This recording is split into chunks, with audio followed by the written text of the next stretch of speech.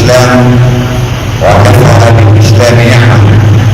الحمد لله الذي هدانا لهذا وما كنا لنهتدي لولا أن هدانا الله، ونشهد أن لا إله إلا الله وحده لا شريك له. قال في حديث القدسي لخليل الرحمن إبراهيم عليه السلام معلما إياه ومربيا ذريته وداعيا إيانا إلى أن نتربى على أعلى معايير التربية والسلوك. فقال مولانا في حديث القدسي: يا خليلي حسن خلقك ولو مع الكفار، حسن خلقك ولو مع الكفار تدخل عندي مداخل الأبرار. فإن كلمتي سبقت لمن حسن خلقه أن نظله في عرشه وأن نسكنه في حظيرة القدس وأن نؤمنه بالجوار وفي ظلال رحمته. اللهم إنا نسألك ظلك الذي لا ظل إلا ظلك، ونسألك النجاة بك فلا نجاة إلا بك وحدك، ونسألك الستر في الدنيا وفي الآخرة، فإنك نعم المولى ونعم النصير. فالله خير حافظا وهو أرحم الراحمين.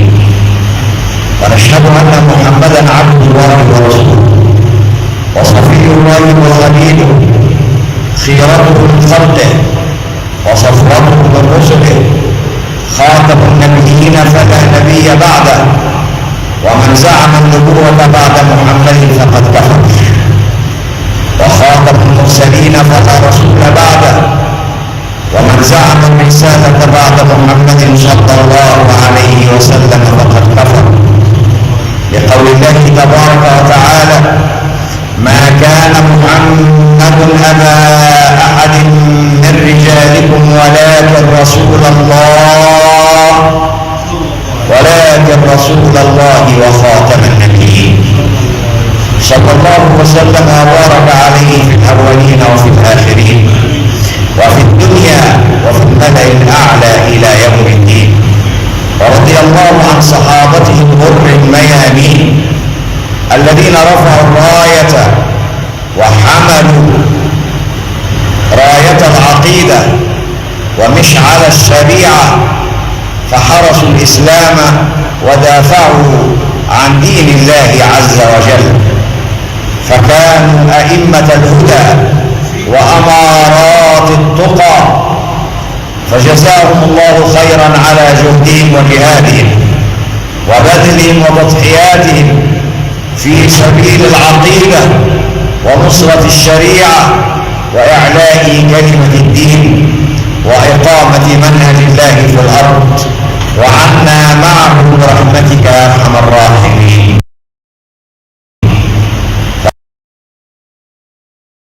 اللهم إنا نسألك أن ترضى عنا كما رضيت عنا، وأن تفقهنا في ديننا كما فقهته، وأن ترشدنا إلى الحق والهدى كما أرشدته، وأن تأخذ بأيدينا إلى صراطك المستقيم كما أخذت بأيدينا.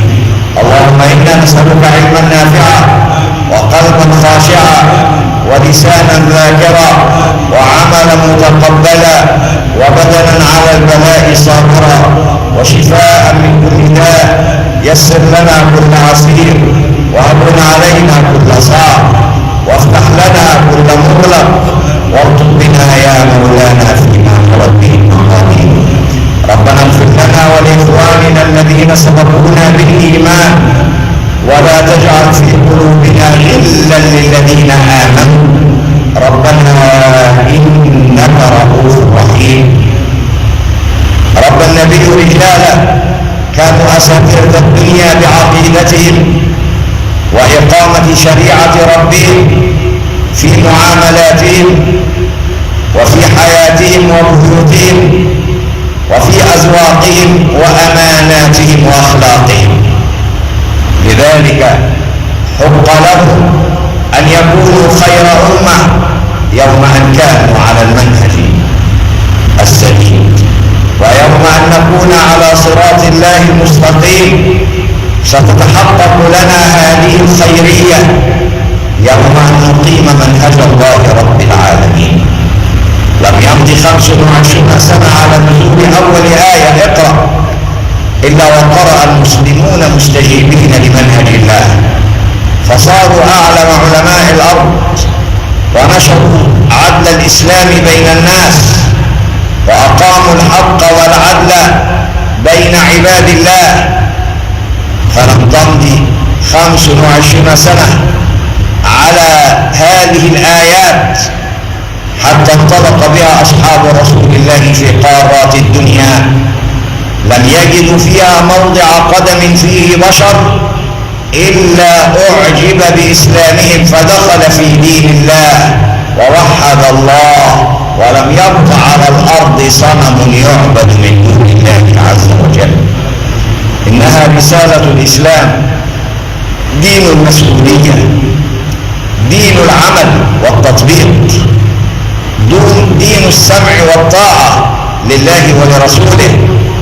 فتحققت خيريتهم يوم أن استجابوا لربهم. علمنا النبي أن نلحق بسفينة النجاة باتباع شرع الله عز وجل، فقال صلى الله عليه وسلم: مثل القائم في حدود الله والواقع فيها كمثل قوم استهموا على سفينة فأصاب بعضهم أعلاها وأصاب بعضهم أسفلها، فكان الذين في أسفلها إذا أرادوا أن يستقوا من الماء صعدوا ومروا على من فوقهم، فقالوا: لو أنا خرقنا في نصيبنا خرقا لنجد الماء ولا نؤذي أحدا فوقنا، فإن تركوهم وما أرادوا غرقوا وهلكوا جميعا، وإن أخذوا على أيديهم نجوا ونجوا جميعا. تلك هي سفينة النجاة، شرع الله عز وجل الذي ندعو الله في كل ركعة قائلين: اهدنا الصراط المستقيم، أي احفظنا بهذه السفينة بهذا الشرع الحكيم من كل هلكة ومن كل غرق ومن كل ضياع ومن كل أزمة وضنك. ولن ترفع أزماتنا والضنك من حياتنا إلا يوم أن نعود إلى شرع الله عز وجل. وصية الله لأبينا آدم ولذريته منهج السعادة في الدنيا وفي الآخرة. قال ربنا سبحانه وتعالى في كتابه العزيز: ولقد وصينا الذين أوتوا الكتاب من قبلكم وإياكم أن اتقوا الله. أن اتقوا الله أي وحدوا الله قولا وعملا، عقيدة وشريعة، إيمانا وتطبيقا. ما النتائج؟ دستور الله الأتم. قال فيه ربنا عز وجل في كتابه العزيز: ومن يتق الله يجعل له مخرجا ويرزقه من حيث لا يحتسب